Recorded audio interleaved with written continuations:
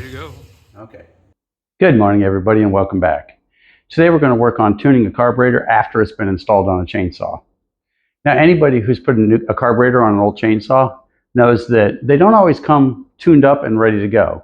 Well, actually, they never come really tuned up correctly and ready to go for that particular saw. Every chainsaw in the world is a little bit different, and when you buy a carburetor, it's not going to be exactly right for your particular chainsaw. So I've got this chainsaw, and well, we just rebuilt the carburetor, which is basically the same thing as brand new. It's got new internals in it, so the settings aren't going to be right on it anymore. So I figured we'd go head to toe through the tuning process, so you can see once you put a new carburetor on a chainsaw, how to get the thing running and starting and working the way it's supposed to. So let's get started. Before we get started, let's take a quick look at the adjustments we're going to make. The screw closest to the motor in here, I refer to as the low screw. The low screw controls idling, and the low screw is always going to be closest to the engine. So if you can't get it to stay idling, that's the one you'd usually adjust. The screw farthest from the engine is the H screw or the high screw. The high screw controls the high end of the revs. So if it's not revving up well, if you pull the trigger and it bogs down, then giving it a little more fuel or sometimes a little less fuel will take care of that. So we're going to adjust this first to get it idling, and then we're going to adjust this to get it to sound right at top end and to get it to rev nice and smooth from idle to full blast.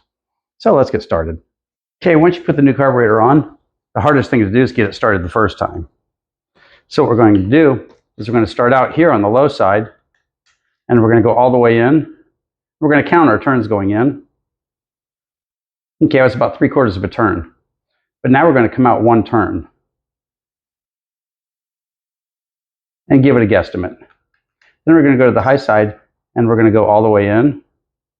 We're going to count how far we go in. 1, 2, 3, 4, 4.5. Wow, that's a lot.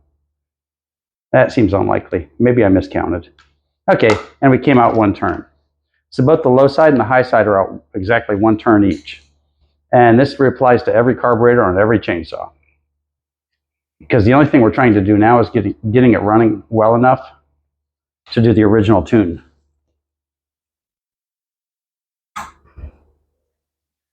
So now for our tools, we've got a spline tool for the screwdriver. Am I in the film? Yep. Yeah, we've got a spline tool for the adjustment, and we've got a Phillips to adjust the idle. Because usually I'll turn the idle up a little bit from the stock, and it's okay if it idles high. We'll turn it down when we start adjusting. So now we'll pull the choke out, and you installed it correctly if the starter lever comes up and it's in the run position when you pull the choke out. And so we'll give it a go just like this. We'll see if she at least wants to start.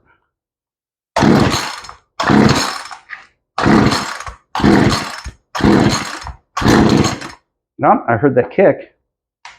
We'll turn the choke off.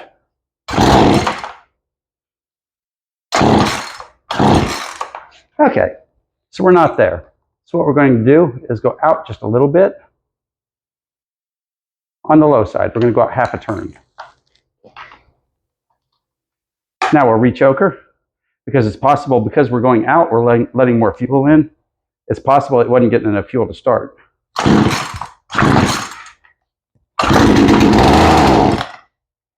That was pretty close.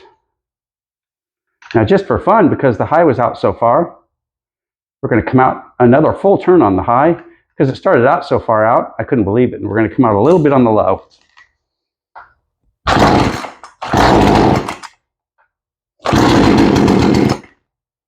Oh, we're really close now. So now we're going to go just a little bit on the low. We're turning it out more.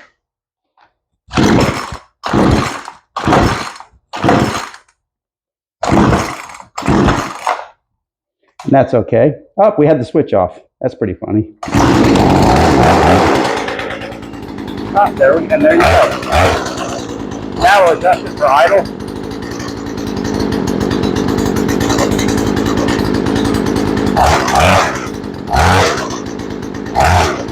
Now I'm adjusting the high so we can rev it up.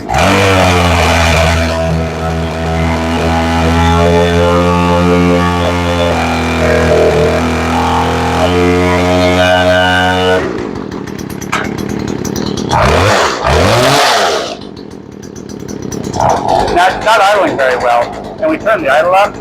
Let's go in a little. Nope, going in a little stalled it. So we turned it back out half a turn.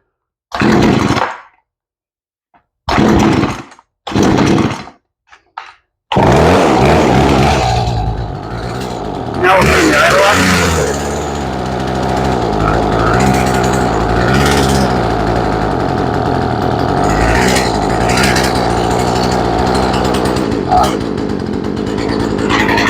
And you see all we're doing is working back and forth until we find our spot.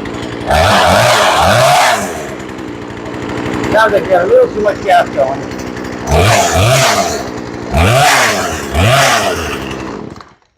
Okay, let's see how warm the motor got. The motor got warm. So now, will she start again? Will she start with no choke? Because she's all warmed up now.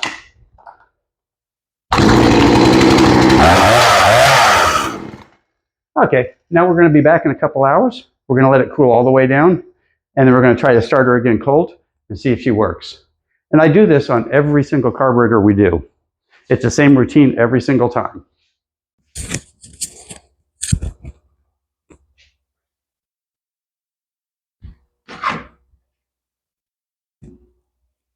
Now she's had a little time to cool off. She's been sitting for a few hours, and it's sitting at, as you can see, in the low 80s. And that's the room temperature in here right now. It's in the low 80s. So she's ready to go. Now we're going to see how she starts up cold. Now it's been sitting for a few hours, so we got to reprimer. Okay, we've got our tool ready in case we need to do an adjustment.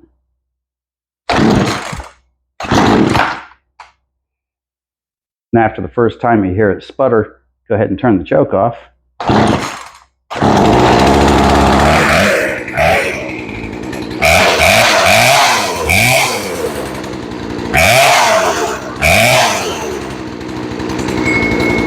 Now I'm going to adjust the rest just a little bit.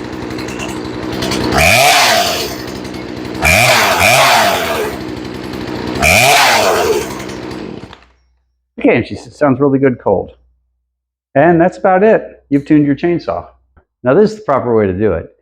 You get it tuned up the first time, and the problem you have is it warms up while you're tuning it up, and it might not start when it's cold again. And you know, sometimes you want to do a little finicky touch here and there just to get it running just the way you want it to sound.